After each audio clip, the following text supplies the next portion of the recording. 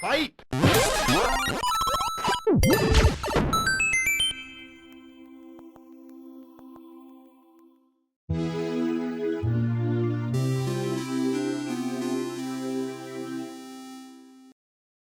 Over the weekend, we got a care package from Japan, care of our good buddy Jimmy Hoppa, who you might know from the very well-produced web series Import Gaming for the Win, which I'm going to link to right here.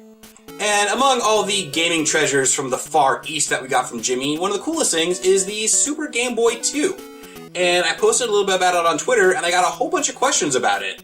And I wasn't planning on making a video this week, but with all the questions and all the interest about this cool-looking Super Nintendo peripheral, I thought, hey, let's talk about the Super Game Boy 2. The Super Game Boy 2 was released in Japan on January 30th, 1998, and unfortunately was never released outside the country. As soon as you look at it, you can tell it's different from the original Super Game Boy with its translucent blue shell and power light.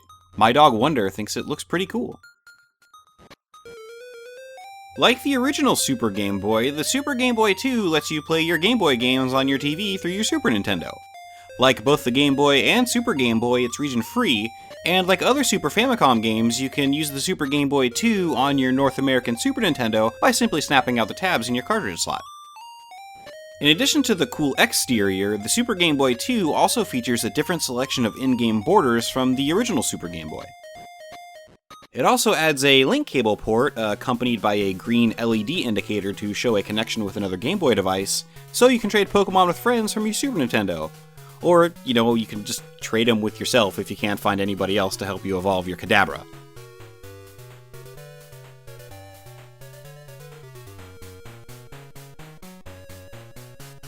Unfortunately, just like the original Super Game Boy, it still can't play Game Boy Color games.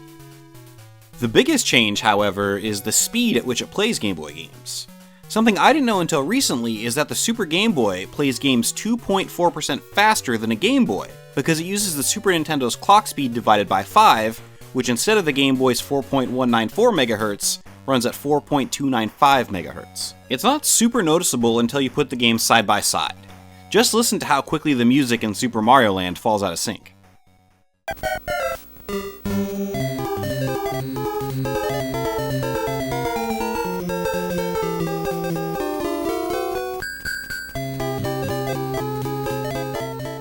You can also clearly see the timers are out of sync as well.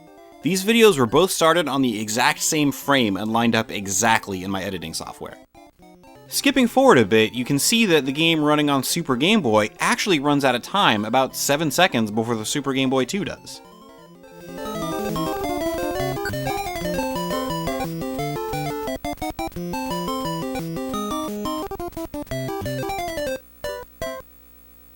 Overall, the Super Game Boy 2 is a clear improvement over the original Super Game Boy, and it's a shame it was never released over here. Or, even better, if the original had just included a link port and the proper clock speed from the start. Despite the fact that it fixes problems that didn't need to exist in the first place, it's still a really neat oddity that not many people know about. And that's a Super Game Boy 2. It's pretty cool, and I think it's really neat that even in 2016, there's still some Nintendo hardware that's kind of a mystery.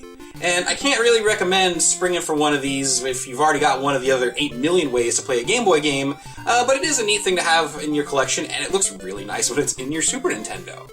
So, that's all I got for today, so remember, until next time, love games, love yourselves, and love each other.